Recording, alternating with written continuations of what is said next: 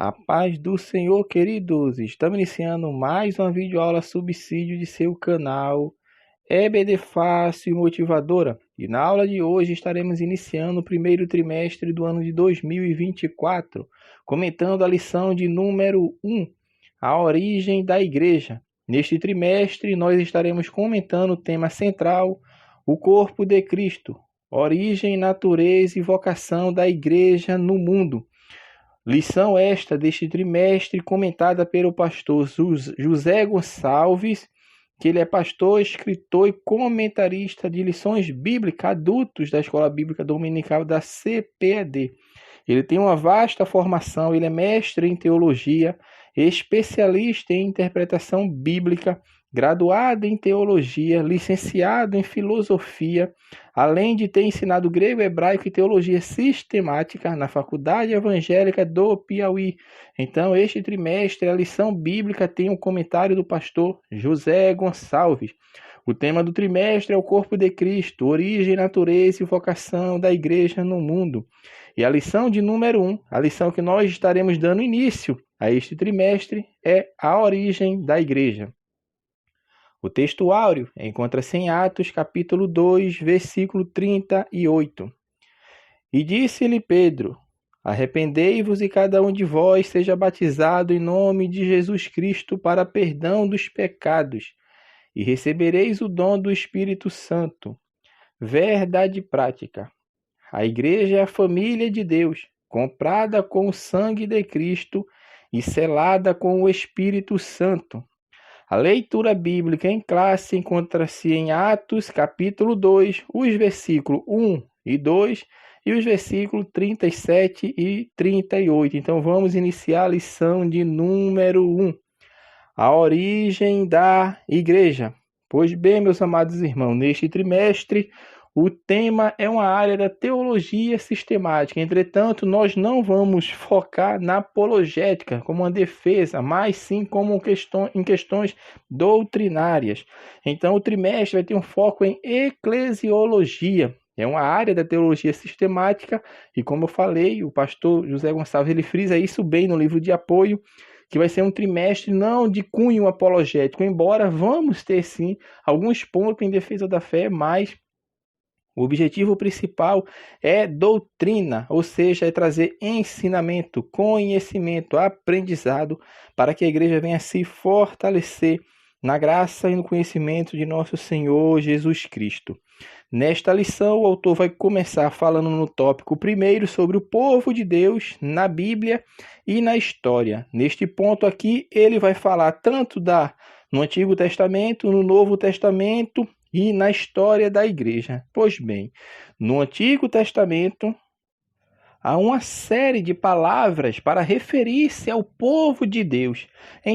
Entre essas vastas palavras, esse número enorme de palavras, a que mais se torna comum para se referir ao povo de Deus é a que no hebraico é a kahal, que na Septuaginta traduz na maioria das vezes como eclésia, ou seja, quando pegaram a Bíblia, o Antigo Testamento, que é escrito originalmente em hebraico com algumas partes em aramaico, a tradução do Antigo Testamento para o grego, então a palavra que veio com a tradução eclésia, que é usada no Novo Testamento, é justamente essa palavra no hebraico, como o autor da lição coloca na lição bíblica. Então, o sentido desta palavra é de convocação, é de reunião. Então, desta forma, o que se entende uma assembleia, qualquer que fosse o objetivo ou propósito, tanto para questões cíveis, morais, quanto religiosas, ou seja, era um termo abrangente. Então, meu irmão, esse termo era o termo preferido quando se queria referir a qualquer ajuntamento de pessoas. Esse termo é carral. Eu acredito que seja a tradução dessa forma, Q-A-H-A-L. Está na lição bíblica. Então, esse termo é o termo mais comumente usado. Entretanto, meu irmão, o uso deste termo no hebraico também ele possui uma conotação notadamente religiosa, hein? Eu falei no início que o termo ele pode se referir, é um termo abrangente, que traz ali uma ideia de assembleia, de convocação. de reunião.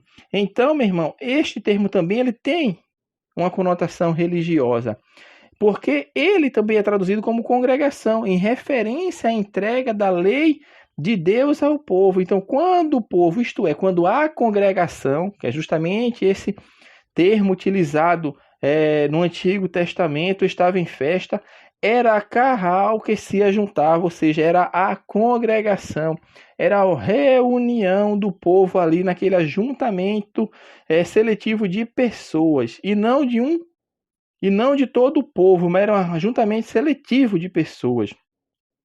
Já no Novo Testamento, como o autor vai falar no segundo tópico da lição, é a palavra eclésia, que é a mais conhecida no nosso meio quando vamos falar de igreja. O autor teve uma pegada boa para mostrar o termo que teve a tradução para eclésia no Antigo Testamento, e agora ele vai trazer a anotação no Novo Testamento. Então, no Novo Testamento, a palavra para se referir-se, na grande parte das vezes que fala sobre igreja de Deus, é eclésia. Então, diante disto, meu irmão, a palavra eclésia é o termo preferido por Lucas em Atos dos Apóstolos e por Paulo nas suas cartas para darem destaque à igreja de Deus. E Lucas escreve em vários e vários textos. Eu vou citar alguns textos aqui para os irmãos perceber que toda essa tradução que Lucas fez aqui, nesses textos que eu vou citar, é de eclésias, como a igreja de Deus. Em Atos 5:11, e houve um grande temor em toda a igreja. Atos 8:1, e fez naquele dia uma grande perseguição contra a igreja. Atos 8:3, e Saulo assolava a igreja. Atos 9:31, Atos 12:5. Agora Paulo, 1 Coríntios 1:2, 2 Coríntios 8:19, Gálatas 1:13, Efésios 3:10, Filipenses 3:6. Então a gente vê como o termo era usado de forma natural no Novo Testamento. Então, meu irmão, essa expressão que a gente viu tanto no Antigo Testamento quanto no Novo Testamento, o termo eclésia, ela no Novo Testamento tem essa conotação mais voltada para a igreja de Deus, conforme citamos vários exemplos aqui, que é o citado no livro de Atos e nas cartas que Paulo escreve às igrejas. Vale frisar, meu irmão, quando a gente comenta o primeiro subtópico no Antigo Testamento e no Novo Testamento, a gente tem que destacar que o significado de carral como congregação ou congregação do Senhor, que era o termo usado no Antigo Testamento, embora esse termo mantenha alguma semelhança semântica com a palavra eclésia, que quando houve a tradução do grego, do hebraico para o grego, essa palavra foi traduzida como eclésia. No Novo Testamento, isso não significa dizer, isso tem que ficar claro, isso não significa dizer que a igreja já existia no Antigo Testamento, porque na verdade a palavra carral no Antigo Testamento apenas diz que o Senhor tinha um povo debaixo do Antigo Pacto. As diferenças entre a congregação do Antigo Testamento e a igreja do Novo Testamento, elas podem ser encontradas tanto na forma como na função. No Antigo Testamento, o uso do termo refere-se ao povo de Deus no sentido ético, enquanto no Novo Testamento, a palavra eclésia, ela não possui o sentido ético. A eclésia do Novo Testamento é constituída por pessoas de todas as raças, línguas e povos. E o mais significativo é que a eclésia no Novo Testamento é constituída por pessoas, tem função de tornar-se habitação, de tornar-se o templo do Espírito Santo. Coisa que não acontece com o povo do Antigo Pacto, ou seja, no Antigo Testamento. Então, podemos destacar, meu irmão, que no Novo Testamento, a eclésia refere-se a crentes nascidos de novo, e não simplesmente a um ajuntamento de pessoas, como o termo mostra que era no Antigo Testamento. O termo referia-se a uma reunião, a uma congregação, a um ajuntamento de pessoas. O termo eclésia no Novo Testamento mostra-nos que são crentes nascidos de novo e não simplesmente um ajuntamento de pessoas como acontecia no Antigo Testamento. Então, neste contexto, Israel e a igreja ocupam papéis distintos no plano da salvação. Observe que a igreja não é extensão de Israel. Não é. Ambos participam à sua maneira do reino de Deus e de suas bênçãos multiformes.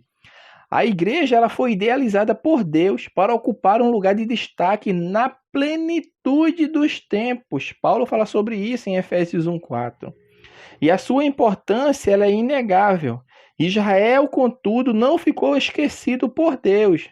Romanos 8:25. A seu tempo terá cumprimento aquilo que o Senhor projetou para esta nação. Romanos 11:26. Então isso tem que ficar claro para que os irmãos entendam.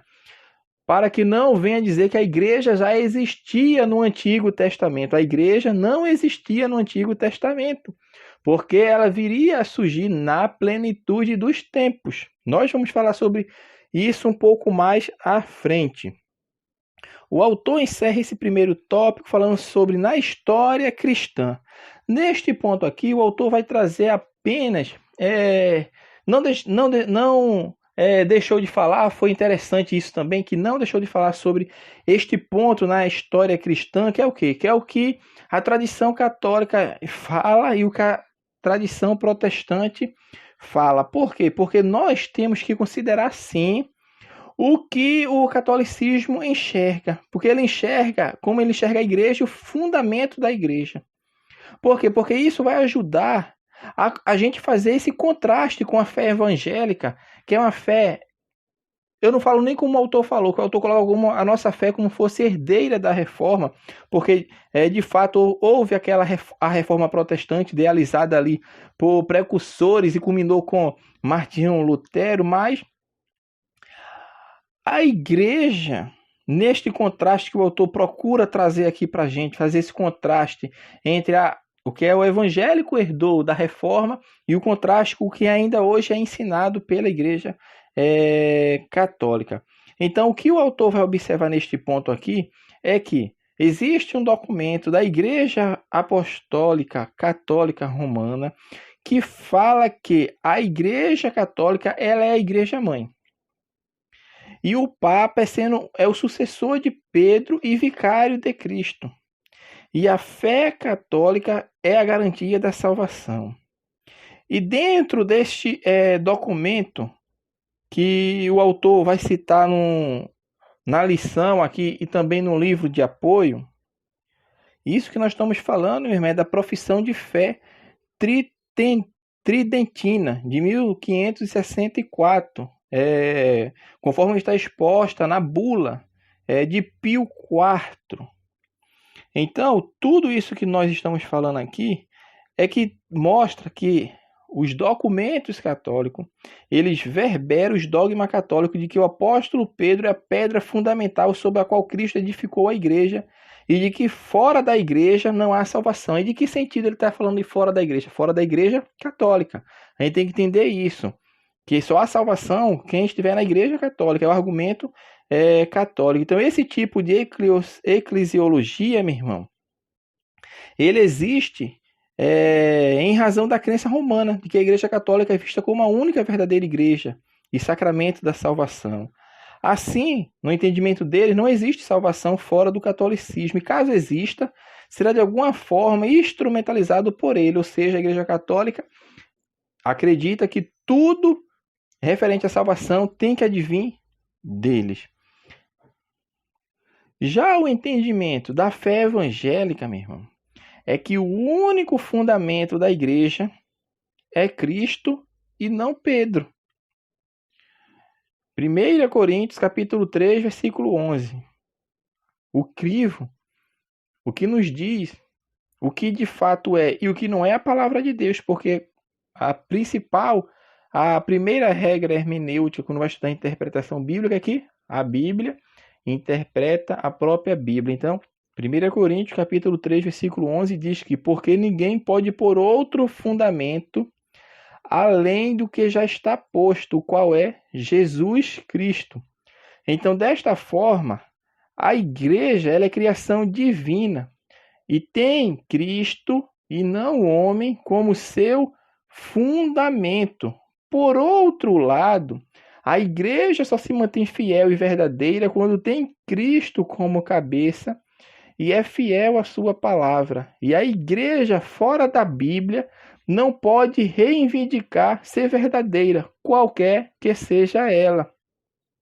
Os catecismos, profissões de fé e credos herdados da Reforma de 1517 têm procurado mostrar justamente a centralidade da Bíblia e Cristo como o único fundamento da igreja.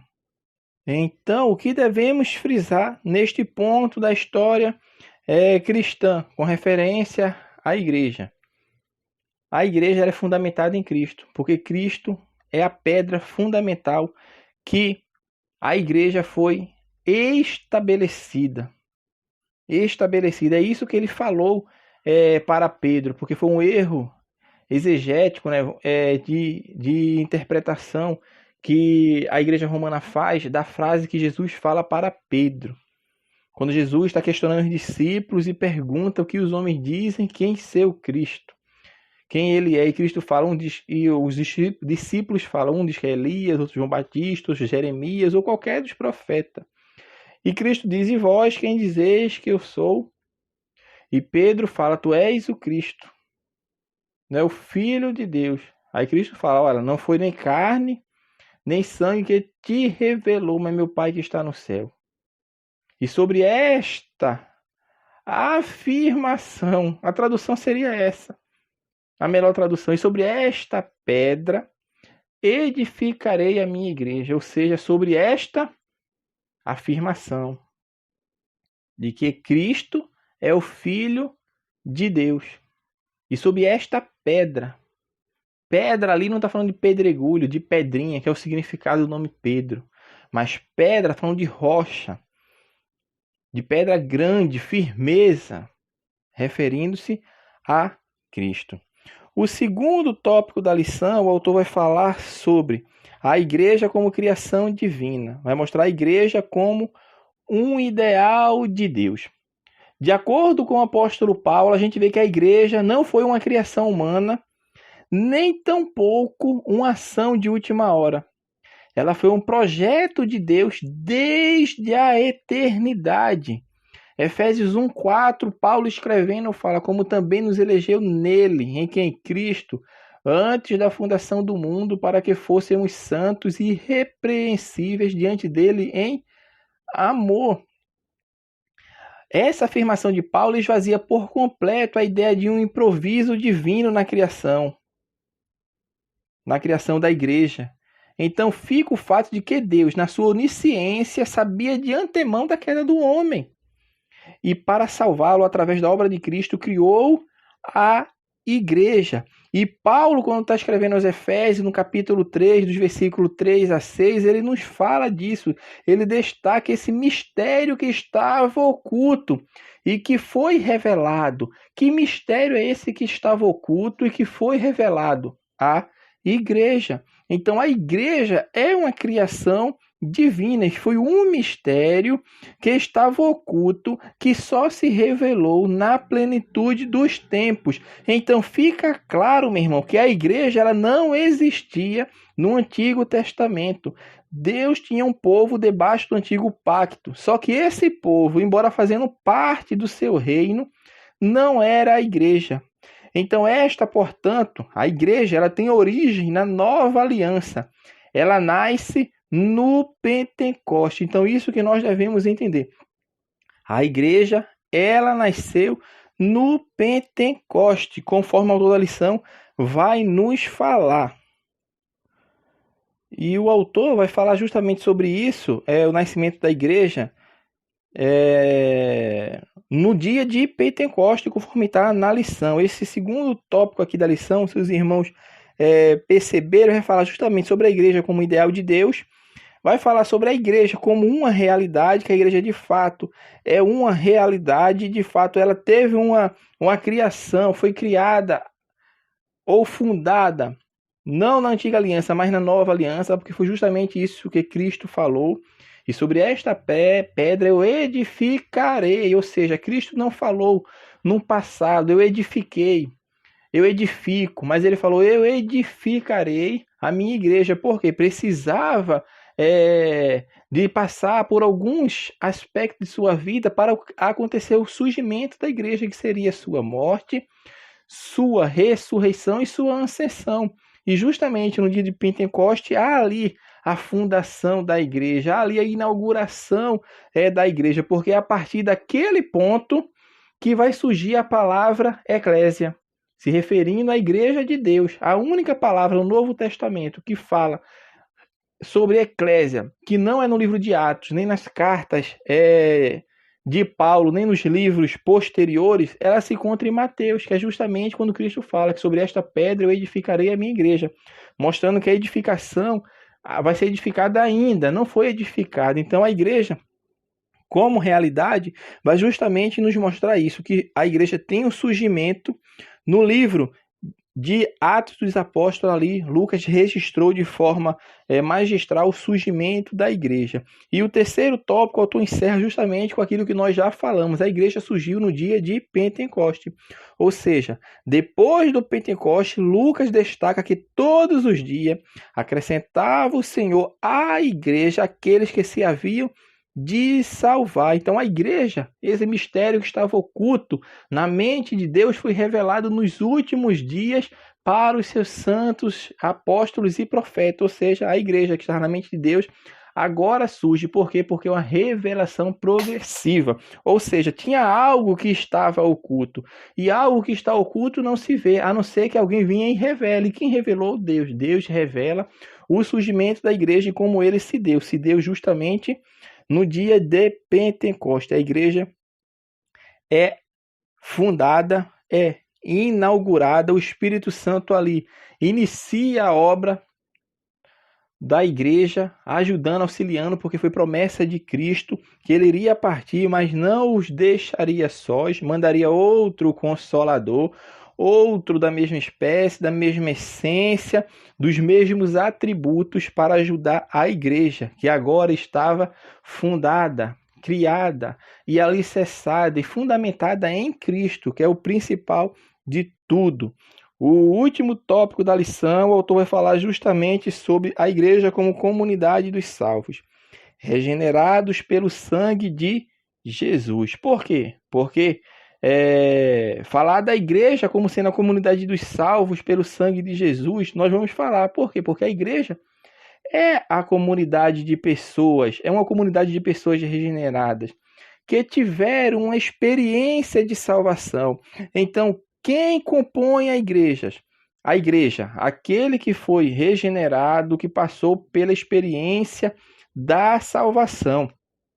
E justamente é os termos que Pedro fala ali, quando fala no nosso texto áureo, que nós falamos ali, que arrependei-vos, está mostrando isso. É o verbo usado que é metanoel, que quer dizer o quê? Mudança de mentalidade, mudança de rumo, mudança de atitude. Então a igreja, meu irmão, ela é formada, ela não é formada por adesão. A igreja é formada por convenção. As pessoas não se convertem a Cristo por adesão. Eu vou me aderir àquela igreja, eu vou agora fazer parte daquela igreja. Não, a igreja não é composta por pessoas que vêm por adesão, mas a igreja é composta por pessoas que se convertem verdadeiramente a Cristo, por pessoas que passaram pela experiência da salvação, porque não existe salvação sem a cruz. Então, na igreja, como eu falar assim, de Deus, na igreja de Cristo, na igreja invisível, que igreja que vai morar no céu, são pessoas que são regeneradas, que são transformadas, que passaram pela cruz e hoje professam a Cristo verdadeiramente. Elas não aderiram, porque a igreja não é composta por pessoas que por adesão, como nós estamos falando, mas por convenção. Então, diante disto, meu irmão, a igreja verdadeira, como o autor vai falar já no segundo subtópico, são os selados pelo Espírito Santo. Por quê? Porque da mesma forma não existe igreja verdadeira sem o selo do Espírito. Por isso nós estamos afirmando que a igreja nasce justamente no Pentecostes, porque ali o selo do Espírito Santo vem sobre a igreja. A igreja foi fundada no Pentecoste.